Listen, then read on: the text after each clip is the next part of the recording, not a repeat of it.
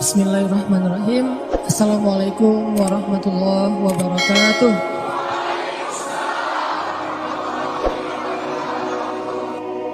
Kita akan ngebahas teknis untuk bisa menghijrahkan status dengan melobi langit dengan doa.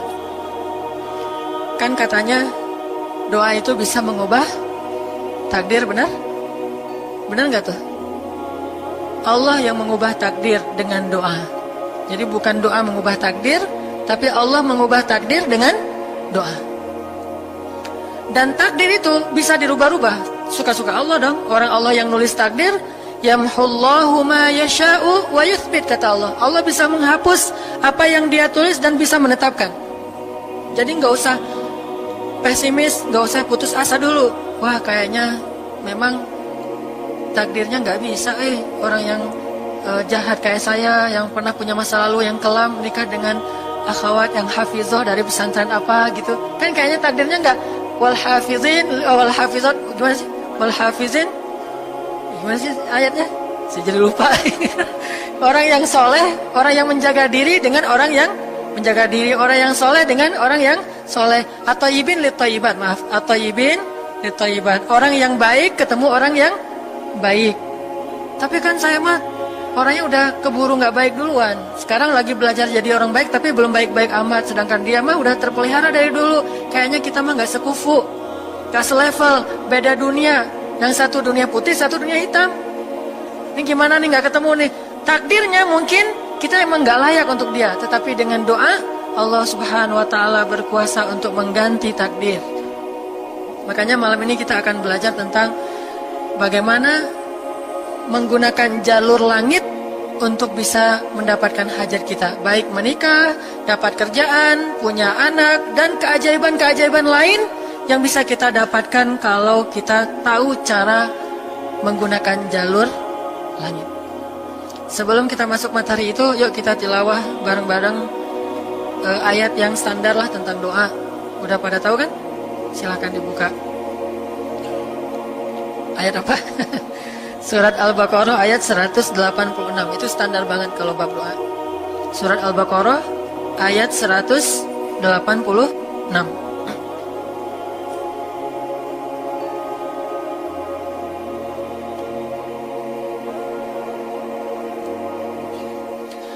A'udzu billahi minasy syaithanir rajim. Enggak?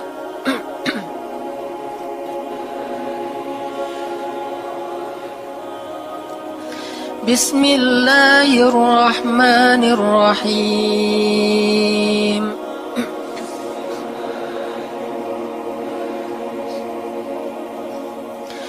Wa idza sa'alaka 'ibadi 'anni fa inni qarib.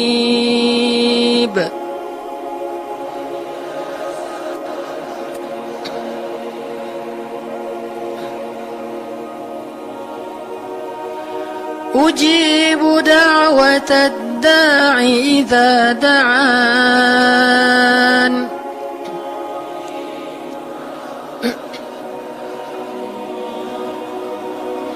Falyastajibu li wal yu'minu bi la'allahum yarshudun.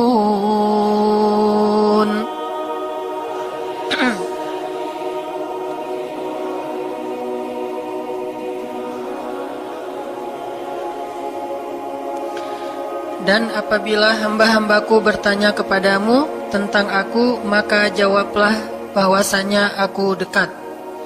Aku mengabulkan permohonan orang-orang yang berdoa kepadaku apabila dia memohon kepadaku. Maka hendaklah mereka memenuhi segala seruanku dan hendaklah mereka beriman kepadaku agar mereka selalu berada dalam kebenaran. Shadaqallahul azim. Teman-teman yang dirahmati Allah Subhanahu wa taala, ayat ini adalah ayat, kalau kita kasih judul ayat ini tuh janji Allah kepada orang yang berdoa. Janji Allah kepada orang yang berdoa. Makanya doa itu benar-benar senjata orang mukmin. melebihi senjata apapun yang dimiliki oleh seseorang. Paling dahsyat itu kalau punya doa. Jadi kalau orang yakin kepada Allah, maka dan keyakinan dia kepada Allah lebih besar daripada keyakinan dia kepada apapun, maka selama dia masih bisa berdoa kepada Allah, dia tenang. Ada masalah dikit, oh Ilahi. Ada masalah dikit, Ilahi. Ada masalah dikit, Rabbi. Terus saja. Ada masalah sepele apapun, minta ke Allah. Ada masalah apapun, minta ke Allah. Dan kata Nabi, janganlah kalian menjadi lemah dalam berdoa, karena sesungguhnya tidak akan binasa seseorang selama dia masih berdoa kepada Allah. Itu hadis Nabi dari Aisyah.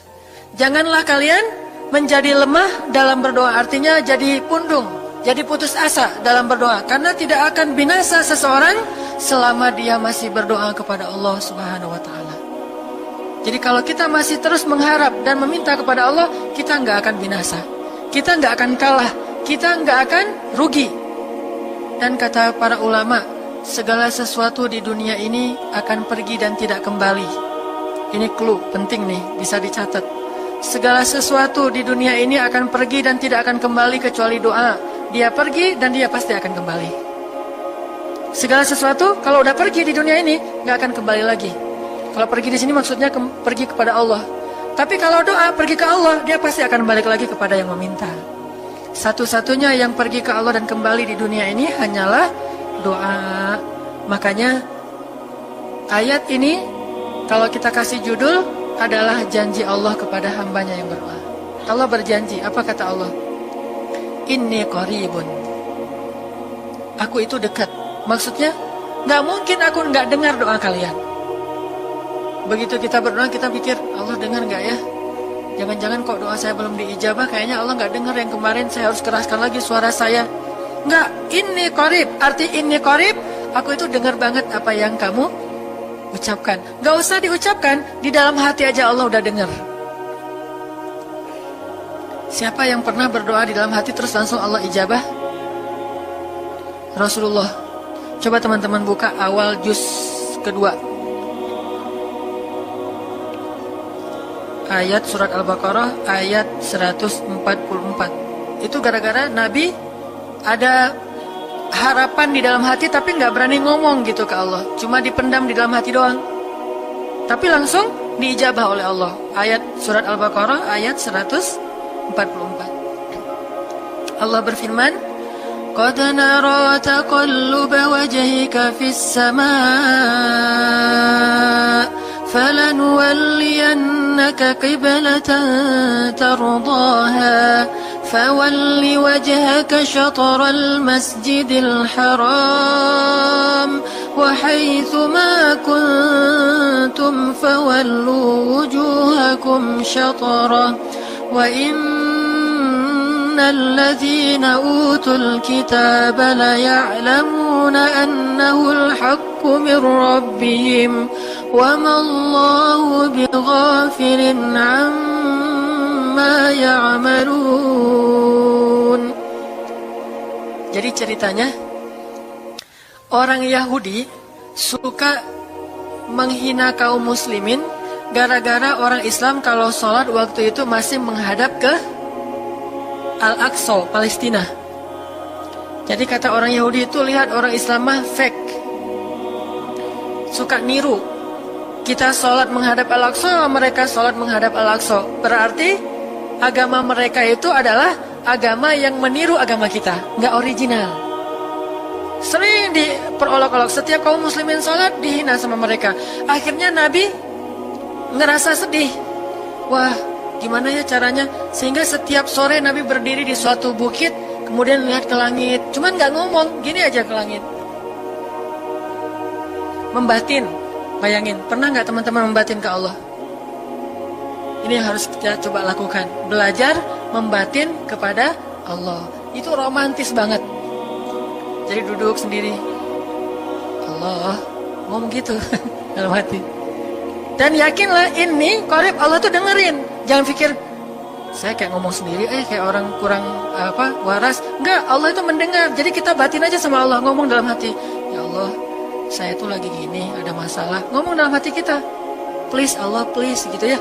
Nah, Itu kalau kita membatin, inni qaribun wa asirru qaulakum awijharu bih innahu alimun bidzatis sudur. Jadi Nabi nggak enak mau ngomong, ya Allah tolong dong pindahin kiblat dari Masjidil Aqsa ke Masjidil Haram. Soalnya daripada dikata-katain melulu sama orang Yahudi, mau ngomong kayak gitu tuh nggak enak sama Allah. Malu Rasul ke Allah. Masa kiblat aja minta dipindahin. Akhirnya Nabi cuma ngelihat ke langit aja tiap hari. Udah selesai pulang. Besok lihat lagi ke langit. Turunlah ayat ini. Sesungguhnya kami telah melihat bagaimana kamu selalu menengadahkan wajahmu ke langit. Maka kami palingkan kiblat ke arah yang kamu sukai. Coba lihat. Turun wahyu untuk merespon doa Nabi yang bahkan belum diverbalkan. Belum diucapkan dengan kata-kata, tapi Allah udah ngerespon. Ini kan keajaiban doa nih.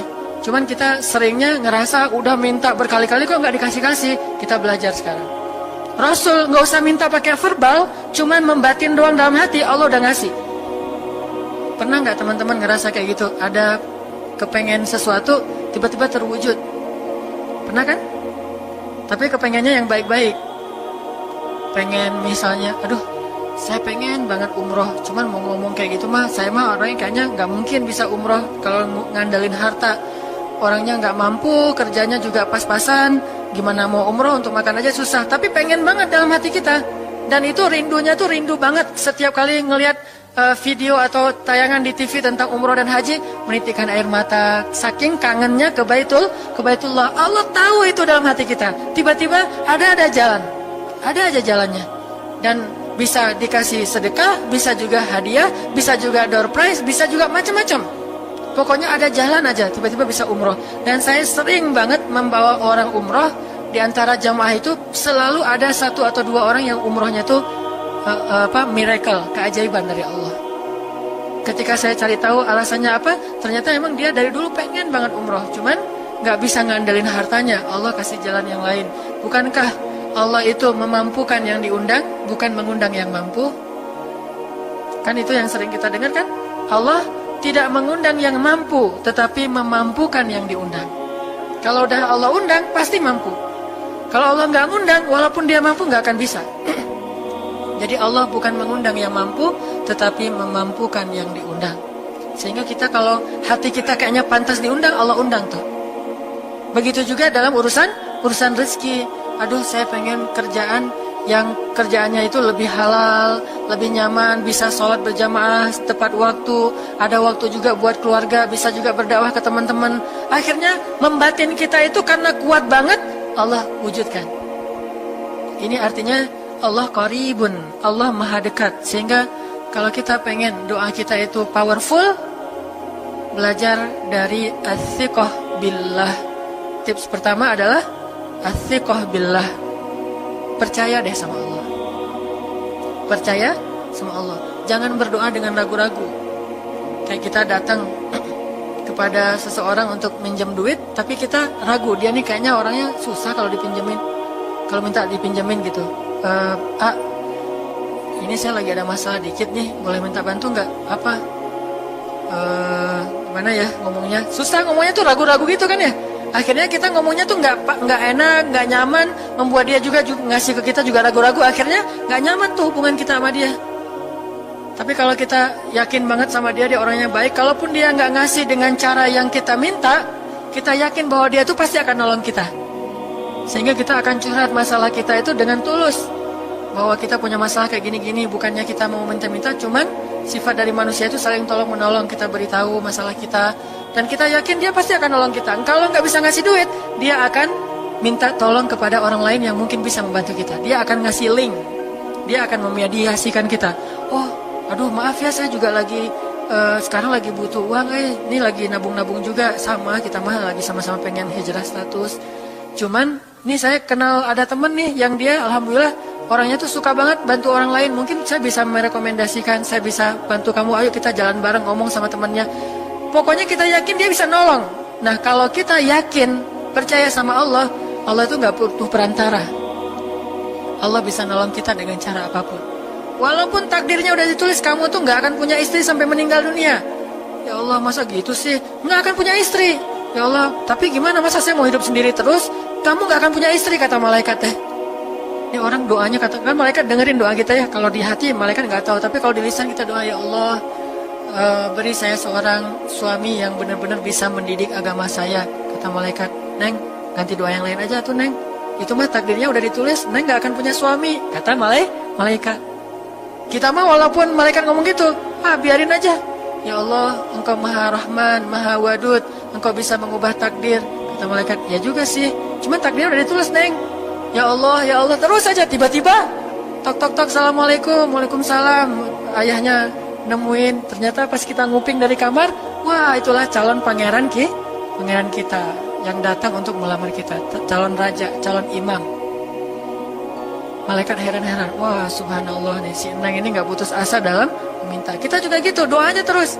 Walaupun takdirnya sudah ditulis, karena Allah bisa mengubah takdir lewat doa dan harapan. Masih ingat cerita seorang ibu di zaman Nabi Musa dulu? Yang datang kepada Nabi Musa bilang, ya Nabi Allah, ya Kalim Allah, saya gak punya anak, udah tua kayak gini, bisa gak ya? Saya minta tolong Nabi Musa doa kepada Allah supaya saya punya anak. Kata Nabi Musa, bisa aja sih, gak apa-apa ibu. Ya udah saya doain, ya Allah, ini ada ibu minta anak. Kata Allah, ya Musa bilang ke dia gak akan punya anak, itu sudah takdirnya. Kata Nabi Musa, ibu maaf, udah ada jawaban nih dari Allah. Gimana ya Nabi Musa? Allah bilang takdir ibu gak akan punya anak. Oh gitu ya, ya udah deh pulang. Sampai di rumah, ya Rahim, ya Rahim, doa aja terus. Besok datang lagi, karena dia pengen tahu kabar dari langit. Nabi Musa itu bisa bicara ke langit. Ya Nabi Allah, saya mau tahu nih, kira-kira Allah sudah memperkenalkan belum ya permintaan saya? Permintaan apa? Pengen punya anak. Tapi kan kemarin udah, kata Allah takdirnya gak akan punya anak. Ya coba aja dulu sekali lagi, siapa tahu sudah mau. Sekarang Allah memperkenankan. Wah ini benar-benar dia husnuzan sama Allah. Siqah, percaya sama Allah, gak percaya kepada yang lain, percaya sama Allah aja. Nabi Musa karena udah terus aja direngekin minta gitu, Nabi Musa bilang, ya Allah, ini ada ibu yang kemarin, gimana dong ya Allah? Kata Nabi Musa, kata Allah, ya Musa, takdirnya dia gak akan punya anak. Bilang sama dia, ibu, udah terima aja takdir ibu gak akan punya anak. Oh ya, pulang lagi. Ya Rahim, terus saja sepanjang malam, sepanjang hari doa, berhari-hari datang lagi kepada Nabi Musa. Ya Nabi Allah, udah berubah belum? Udah mau belum Allah ngasih saya anak? Kan udah kemarin takdirnya, tapi coba lagi, sekali lagi aja. Nabi Musa minta lagi ke Allah, kata Allah masih yang sama, pulang lagi, gak datang-datang lagi ke Nabi Musa. Setelah beberapa bulan, datang-datang bawa bayi.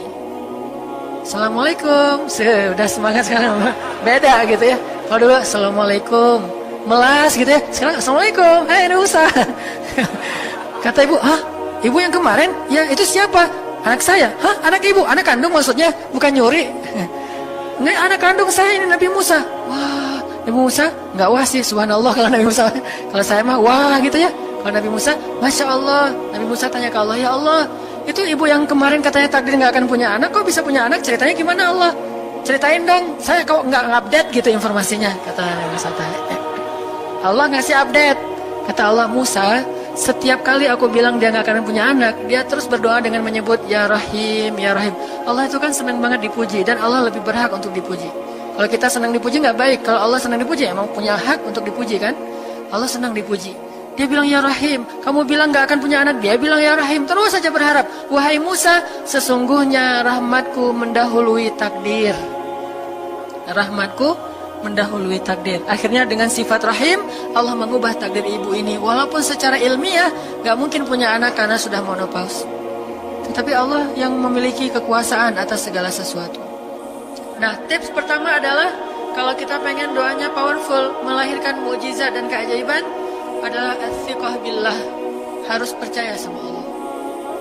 Pertama, percaya bahwa Allah Subhanahu wa taala itu maha kuasa mengubah apapun yang Dia kehendaki.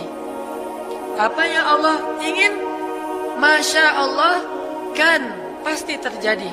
Wa man lam yasha lam yakun. Kalau Allah nggak pengen, nggak akan terjadi. Jangan suuzon sama Allah terus bilang, nggak enak banyak minta, amal saya sedikit, mending saya beramal aja nggak usah banyak minta. Jangan memperlakukan Allah seperti kita memperlakukan makhluk. Orang kalau kita banyak minta, dia akan kesulitan. Lama-lama dia akan merasa terganggu. Tapi Allah kalau nggak diminta, dia marah. Manusia kalau kita minta banyak-banyak, dia marah. Allah kalau kita nggak minta, dia malah marah. Masya Allah ya, luar biasa. Allah tuh senang banget kalau hambanya meminta. Sehingga di antara hamba yang paling Allah cintai, di antara hamba-hambanya, hamba yang paling banyak menengadahkan wajah dan telapak tangannya. Ilahi, ilahi. Minta sama Allah, Allah tuh suka banget diminta. Orang yang suka meminta itu bahasa Arabnya awwahun. Inna Ibrahim la awwahun halim. Ibrahim itu hamba yang awwahun halimun. Awwah, halim. Halim itu artinya menahan amarah. Awwah, da'a. Da'a artinya banyak berdoa. Kalau da itu berdoa. Kalau da'a senang banget doa. Ada masalah dikit, ilahi, Rabbi, ngadu aja ke Allah, manja gitu. Dan Allah tuh senang banget dengan hamba yang kayak gitu. Sehingga sampai Nabi mengatakan, mintalah kepada Allah walaupun cuman garam. Garam aja minta ke Allah. Sepele banget masalah kita. Ya Allah, mudah-mudahan nanti nggak macet ya. Minta sama Allah. Kok macet ya Allah? Ya biar kita sabar. Udah tahu jam macet berangkatnya telat gitu ya. Jangan salahin Allah. Tapi minta, bilang, biasakan kita tuh komunikasi sama Allah dengan manja. Ya Allah, mudah-mudahan saya bisa jawab ujiannya. Udah belajar sih ya Allah, cuma nggak tahu kan semuanya di tanganmu. Minta ke Allah. Bismillahirrahmanirrahim. Makan ya Allah, ini rezeki darimu. Makasih ya. Makan. Kalau bahasa lainnya makasih, alhamdulillah. Alhamdulillahilladzi at'amani hadza wa razaqanihi min ghairi haulin minni wala quwwah. Hafal tuh? Kalau nggak hafal, udah aja bismillah lah. Alhamdulillah gitu. Bismillah ya Allah, Masya Allah ini rezeki darimu. Udah selesai makan, udah sendawa gitu. Alhamdulillah, Allah baik banget. Ngomong sama Allah, sering-sering komunikasi sama Allah. Dan Allah itu wa huwa ma'akum aina ma kuntum. Dia bersama kalian dimanapun kalian berada. Bersama ya, bukan ada. Kalau ada itu beda. Allah di mana-mana itu beda. Tapi Allah bersama kalian itu artinya Allah melihat, Allah mendengar, Allah menyaksikan, Allah mencatat, Allah maha menilai bersama kita. Kalau ada, dia bertempat. Sehingga nanti kalau ada anak bilang, "Mah, Allah di mana?" Allah ada di mana-mana, Dek. Ntar dia malah karena cerdas, kalau gitu di WC juga ada, kan nggak boleh kan? Ini jawaban yang keliru, kurang filsafat. Allah itu bukan ada di mana-mana. Allah bersama kita dimanapun kita berada. Itu beda. Kalau bersama, ma'iyah, artinya Allah melihat, menyaksikan, mendengar, menghargai, dan terus memelihara dimanapun. Sehingga nggak usah khawatir bahwa ini mah nggak di masjid, nggak apa-apa. Selama bukan di tempat yang najis, seperti di kamar mandi atau di mana yang tempat-tempat yang nggak boleh, kita itu mah nggak. Tapi yang di tempat yang umum, di pasar, di jalan, lagi di kendaraan, di dalam masjid, di luar masjid, Allah, ilahi, Rabbi. Kalau perlu lebih manja lagi, pakai irama dikit. Allah, gitu. Kayak orang manggil temennya gitu. Atau kita miss call Allah dulu. Ya Allah, udah nggak ngomong apa-apa. Itu miss call. Miss call Allah. Ngapain miss call? Caper. Kangen sama Allah. Allah, gitu lagi. Itu zikir kan? Allah, Allah, Allah. Kata Allah, ada apa hambaku? Allah lagi. Terus aja Allah di miss call berkali-kali. Pas Allah buka, wah 100 miss call. Allah 100 kali zikir. Udah 100 kali miss call, Allah yang telepon balik. Ada apa hambaku? Wah, ditelepon sama Allah. Lewat kejadian-kejadian hidup, tiba-tiba ada kejutan dari Allah. Langsung bilang sama Allah, thanks Allah. Kan romantis tuh sama Allah. Jangan cuma sama cewek doang bilang thanks, segala macam bahasa-bahasa yang keren. Sama Allah juga harus keren. Tapi setelah thanks, alhamdulillah, karena itu yang paling baik. Intinya harus percaya sama Allah. Allah tuh senang banget didoain, kita berdoa kepadanya gitu. Allah tuh senang. Terus makna percaya sama Allah juga, kita percaya bahwa Allah itu nggak akan ngecewain orang yang berdoa. Ujibu da'watad da'i idza da'an. Aku pasti mengijabah doa hamba-hamba yang berdoa kepadaku. Enggak usah khawatir, pasti diijabah. Tapi kok masih belum aja Ustaz? Nah, kita harus belajar apa itu makna diijabah. Jangan-jangan Allah udah mengijabah, kita nggak ngerti. Kayak ada analogi tentang orang yang tenggelam, terus dia meninggal sambil menuduh Allah, Allah kan nggak nolong saya, bukankah aku sudah mengirim pelampung? Jadi pelampung itu cara Allah menolong kita. Kita harap ditolongnya tiba-tiba selamat aja di pantai. Nggak kayak gitu, Allah punya cara. Sehingga kita harus belajar memahami maksud Allah. Allah maksudnya apa? Di antara cara Allah mengijabah, kata para ulama, satu, Allah mengijabah persis seperti yang kita minta. Dua, Allah mengijabah yang lebih baik dari yang kita minta. Yang ketiga, Allah kalau nggak ngasih persis, ngasih yang lebih baik, dikasih di akhirat. Bahkan itu lebih keren daripada di dunia. Kok di akhirat sih? Ntar dulu. Akhirat itu jaraknya nggak jauh dengan kita. Cuma 60 tahun. 60 tahun tuh cepet banget loh. Sekarang rata-rata usianya berapa? Bahaya kalau nanya usia. Kalau saya mah udah setengah, udah 30-an tahun. Teman-teman pasti masih 17 ya. Angkat tangan yang 17. Nggak ada, di bawah 20 tahun, di bawah 20 tahun. Yang di atas 40. Gue nggak berani angkat tangan, ada sih. Artinya waktu 60 tahun itu nggak lama, sebentar doang. Jadi analoginya gini, kita lagi kuliah, pengen nikah. Terus kita naksir sama seorang cewek cantik banget, dan saking cantiknya sampai kita cuma bisa bermimpi. Wah, saking cantiknya kayaknya nggak mungkin banget buat kita. Tiba-tiba ayahnya bilang, Dek, kamu senang sama anak saya? Yang mana Pak? Masih nanya yang mana? Takutnya yang tadi kebalik.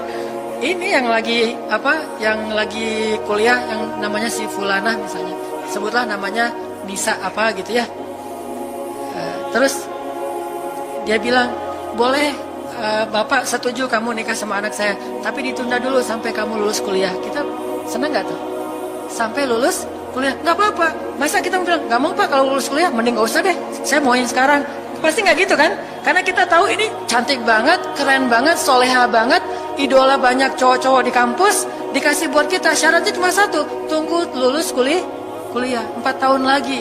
Pasti kita akan sabar banget menanti itu.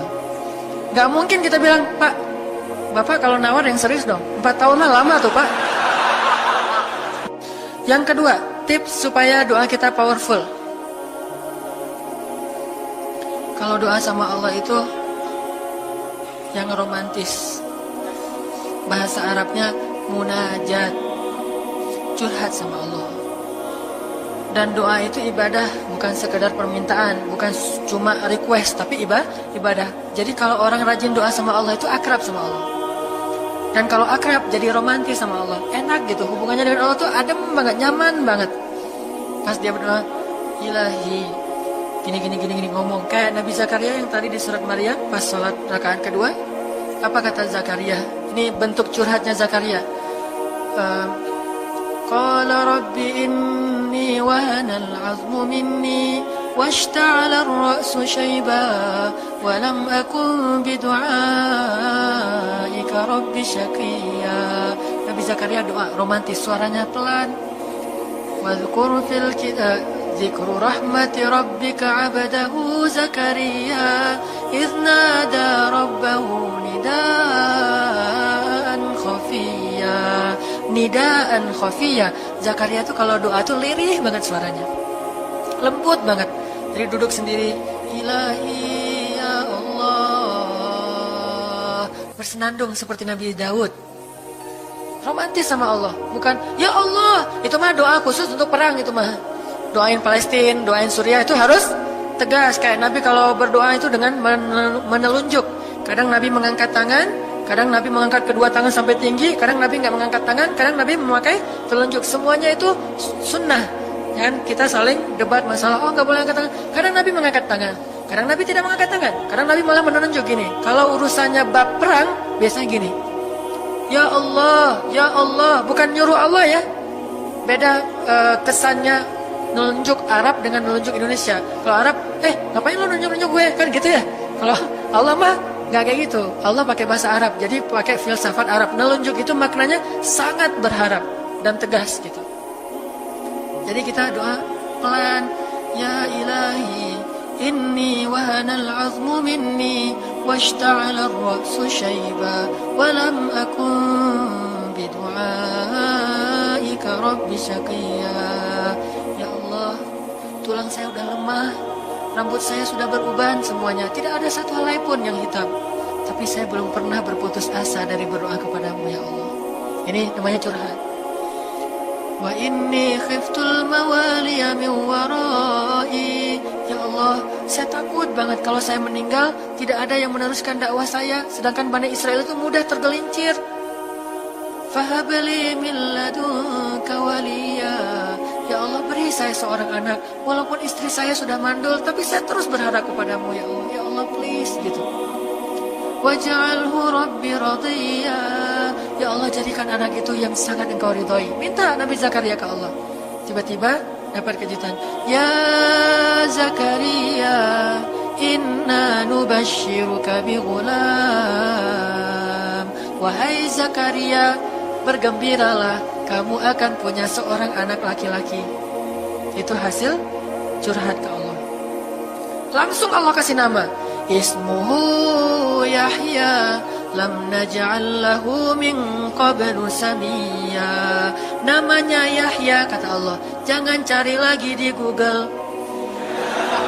Udah ada namanya tuh, nggak perlu lagi nyari di googling gitu nama yang bagus apa gitu kan ya. Lagi serius-serius.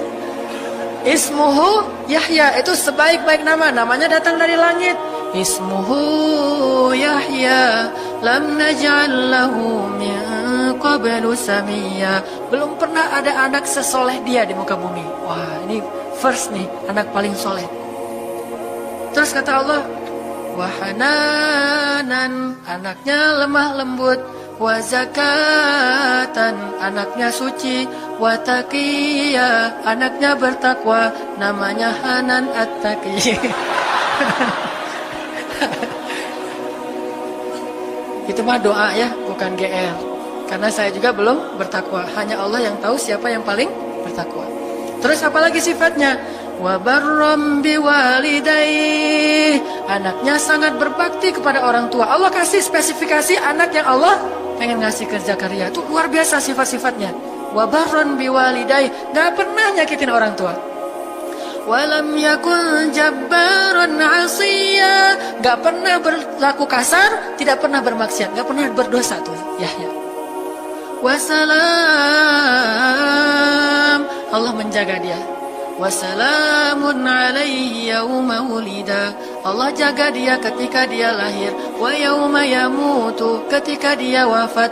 Wa yauma yub'atsu hayya, ketika dia dibangkitkan. Wah, ini dijamin dunia akhirat sama Allah. Hasil munajat. Allah kasih kejutan yang paling istimewa. Makanya bermunajatlah kepada Allah. Ya Allah, titikkan air mata, ngomong sama Allah masalahnya apa. Ya Allah, saya pengen nikah banget. Bukan apa-apa ya Allah, saya pengen punya keturunan yang soleh-solehah. Saya pengen sholat berjamaah waktu tahajud. Saya pengen diimami oleh seorang imam yang baik bacaannya, yang soleh. Saya pengen mendidik anak saya berdua dengan pasangan saya. Saya pengen yang baik-baik, sebutin. Pengennya kita, hajat kita itu apa? Cuman ya Allah, saya kurang modal. Ngomong Allah kayak gitu. Gak apa-apa pakai gaya-gaya kita sendiri. Gaya Sunda, gaya apa, bebas lah. Ya Allah, kurang modal banget. Gimana nih ya Allah? Tapi kan engkau maha kaya ya Allah. Bilang gitu. Dan Allah akan mengatakan, lihat hambaku memujiku. Kan kayak kita bilang, Alhamdulillahi Rabbil Alamin. Allah bilang, hambaku memujiku. Ar-Rahmanir Rahim, hambaku mengagungkanku. Maliki Yaumiddin, hambaku gimana sih hadisnya tuh? Kan gitu kan ya. Allah merespon setiap ucapan hambanya. Jadi kita bilang, tapi kan engkau maha kaya ya Allah. Oh iya benar. Cuman saya belum juga nemu siapa calonnya ya Allah. Tapi kan engkau maha tahu ya Allah. Oh iya. Nanti Allah tiba-tiba dalam mimpi disebutin gitu. Wah, jelas spesifikasinya, wajahnya kayak gini, senyum-senyum ke kita di dalam mimpi gitu ya. Terus kasih kartu nama. Pas kita bangun ternyata kartu namanya ada di tangan kita. Cie, kayak di film. Bisa gitu. Tiba-tiba ke-save di HP kita ada nama yang saya perasaan nggak pernah nge-save nomor ini deh. Malaikat yang nge-save. Itu semuanya mukjizat dari Allah. Nggak usah khawatir. Allah punya cara. Tadi mah walaupun herai, tapi sebetulnya pesannya adalah Allah itu punya banyak cara untuk menolong hambanya. Tidak usah kita atur gimana caranya. Bukan kita yang mengatur caranya, kita hanya bermohon kepada Allah. Allah yang punya sekian banyak cara. Allah bisa pakai cara ilmiah, bisa cara yang tidak ilmiah, bisa cara yang berlawanan dengan ilmiah. Ilmiah itu kan ciptaan Allah. Jadi jangan mengukur dengan logika kita, tapi mengikhtiar dengan logika kita harus. Kalau ikhtiar harus ilmiah, tapi kalau iman gak perlu ilmiah. Sakit, ikhtiarnya ke dokter, tapi yakinnya gak boleh yakin sama dokter. Ikhtiarnya seilmiah mungkin, tapi imannya gak boleh ilmiah, rabbaniyah. Allah berkuasa dengan ilmiah, tanpa ilmiah bertentangan dengan ilmiah. Allah bisa menciptakan seseorang dari ayah dan ibunya, bisa tanpa ayah tapi punya ibu doang seperti Isa. Atau bisa gak punya ayah, gak punya ibu seperti Adam. Allah bisa menciptakan onta dari induknya, bisa keluar dari batu seperti untanya Nabi Soleh. Allah maha kuasa, makhluk tidak kuasa. Minta sama Allah dengan harapan-harapan yang indah, munajat. Ini sekarang coba kita dengar bagaimana munajatnya Nabi ketika pulang dari Taif. Nabi itu kan sedih banget pulang dari Taif. Luar biasa dihinanya oleh orang-orang Taif. Di antara penghinaan orang Taif yang masih terekam oleh sejarah itu, orang Taif mencemooh Nabi dengan mengatakan, emangnya benar kamu itu, emangnya benar Allah mengangkat kamu jadi Nabi? Itu dihina gitu. Muhammad, beneran gitu Allah mengangkat kamu jadi Nabi? Kayak gak ada orang lain, kata orang Taif.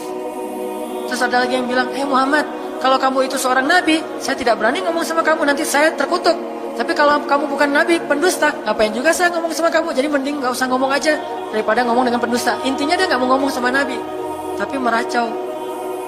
Dia bilang, kalau kamu Nabi, kalau saya berdebat kamu, saya akan dikutuk. Kalau kamu bukan Nabi, berarti kamu pendusta. Ngapain juga saya berdebat sama kamu, menghina. Ada yang bilang, wahai Muhammad, pergi kamu, jangan dekat-dekat dengan kampung kami. Disuruh anak kecil mengusir Nabi. Bayangin, bagi orang semulia Rasulullah diusir oleh anak kecil, dikejar-kejar pakai batu kerikil, dilemparin, itu luar biasa, berat banget perasaan beliau. Sama anak kecil, sama perempuan, sama budak-budak. Yang laki-lakinya tuh hanya bersorak di belakang. Perempuannya, bagi orang Arab, dihina oleh perempuan, itu luar biasa penghinaannya.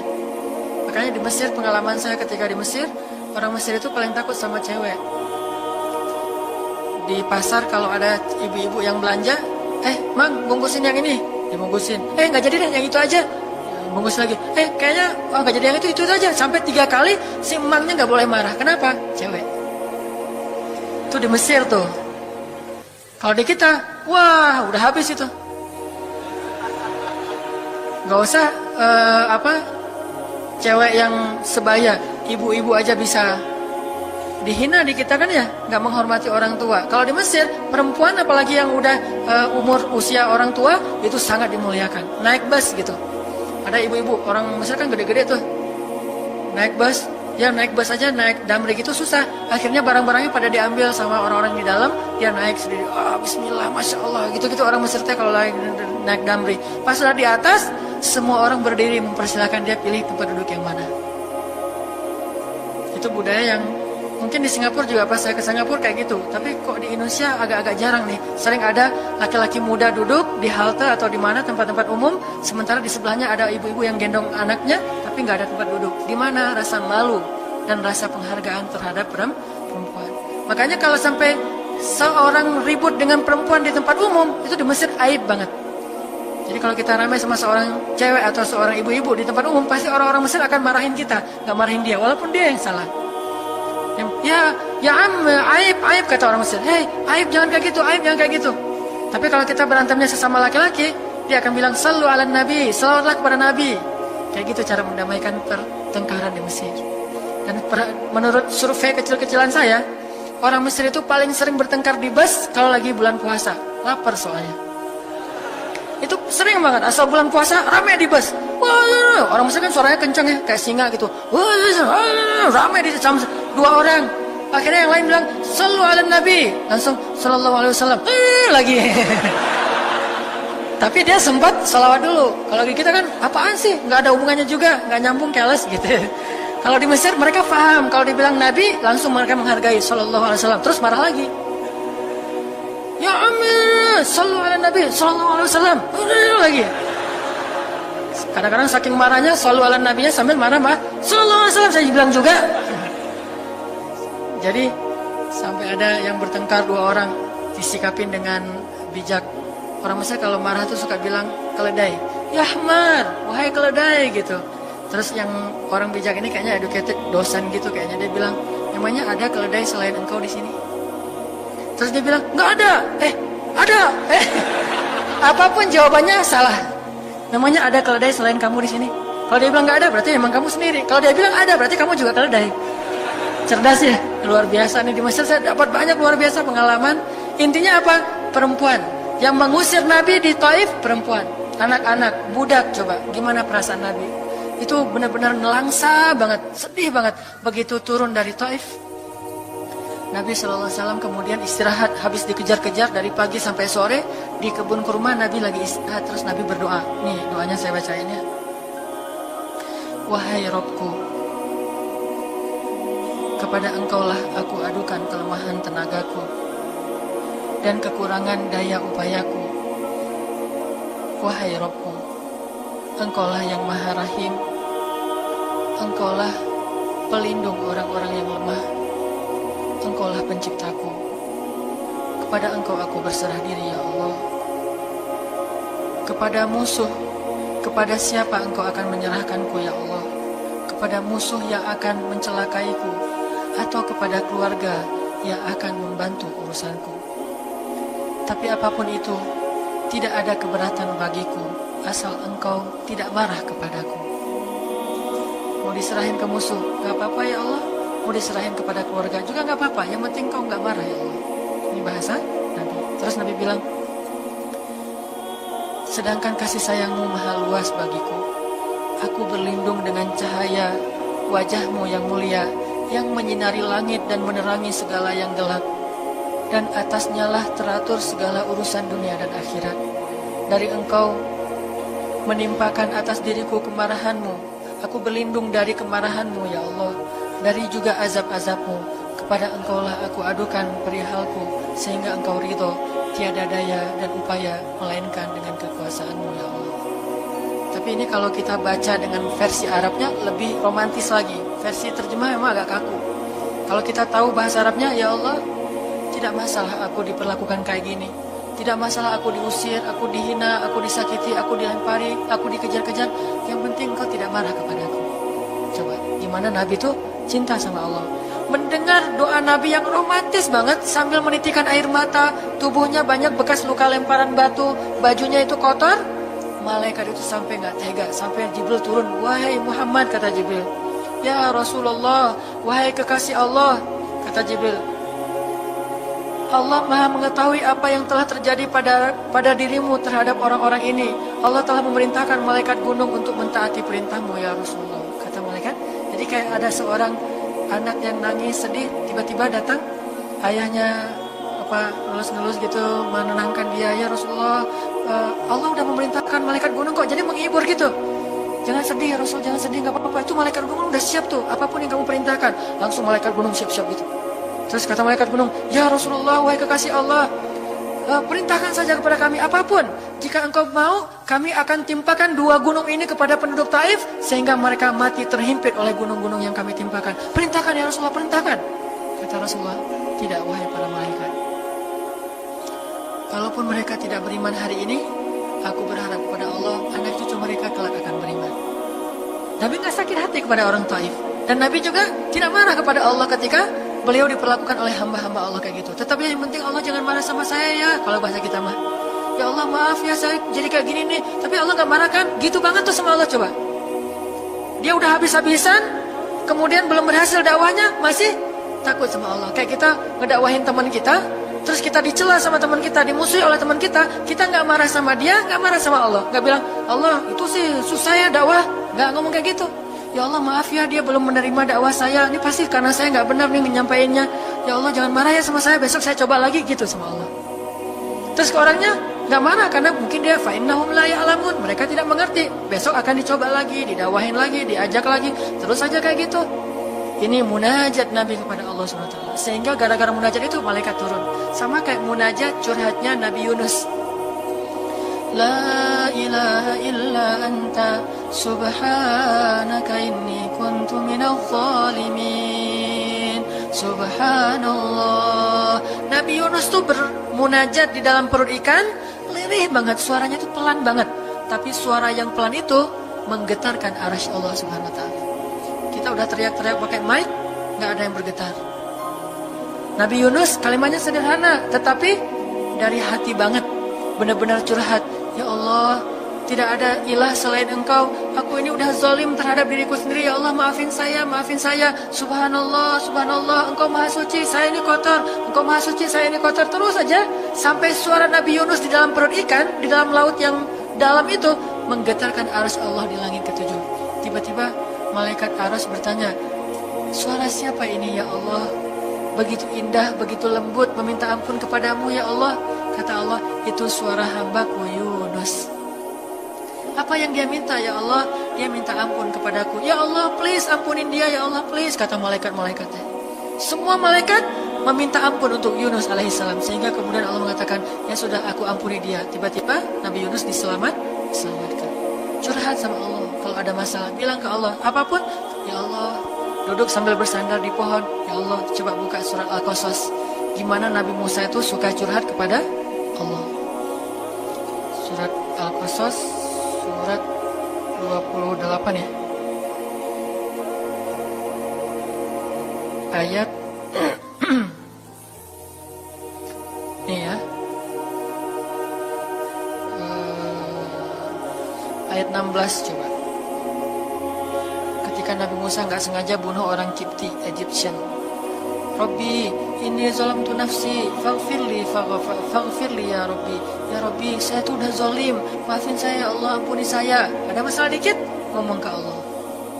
Habis ada kesalahan, ngomong ke Allah. Terus dia bilang lagi, Rabbi, ayat 17, bima an'amta alayya falan akuna zahiran lil mujrimin. Ya Allah, janganlah Engkau jadikan aku termasuk orang-orang yang berdurhaka atau berbuat dosa. Udah. Terus ada masalah lagi. Nabi Musa diusir dari Mesir, dikejar-kejar sama tentara Firaun di ayat 21. Apa kata Musa? Rabbi, najjini minal qaumiz zalimin. Ya Rabbi, selamatkan saya dari orang-orang yang zalim. Ngomong lagi ke Allah. Udah, Nabi Musa pergi sekarang. Kemana perginya? Dari Mesir ke Yordania, Madian kalau bahasa dulu. Pergi tuh. Begitu pergi ke Madian, bilang lagi ke ayat 22. Asa Rabbi ayyahdiyani sawa asabil. Mudah-mudahan Allah kasih saya jalan ya.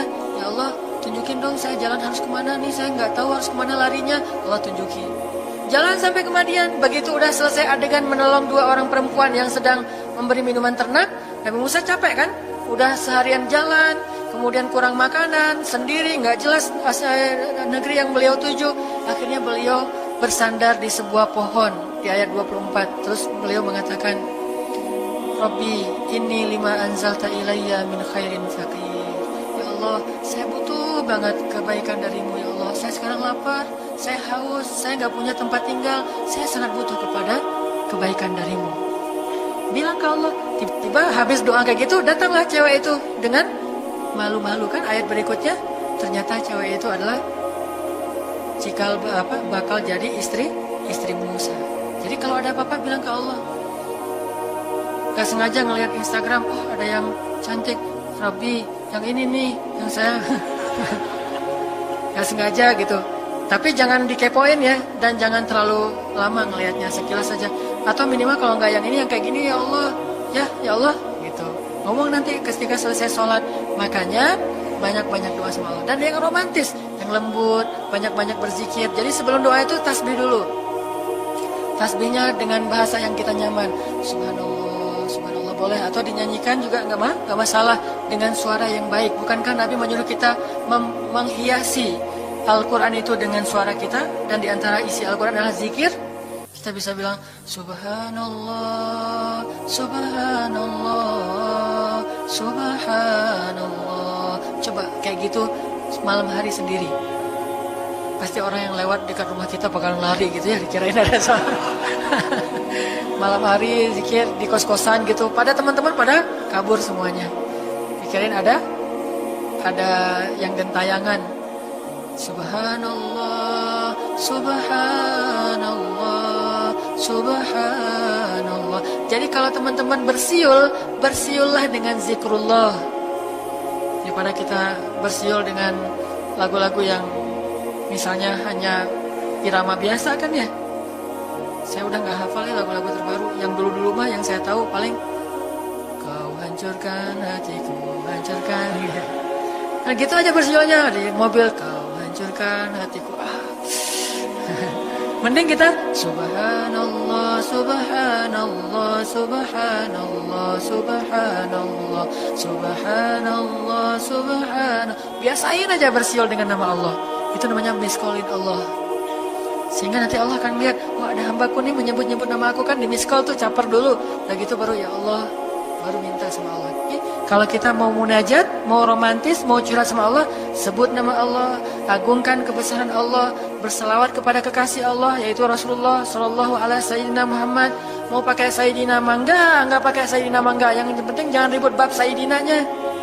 Mau doa aja, nggak ada tuh Sayyidina, rame kan? Gak ini berdoa ada, jadi debat kan ya? Komen, udah aja nggak apa-apa salah. Mau pakai Sayyidina mangga, nggak pakai Sayyidina juga, nggak masalah. Tergantung mazhab.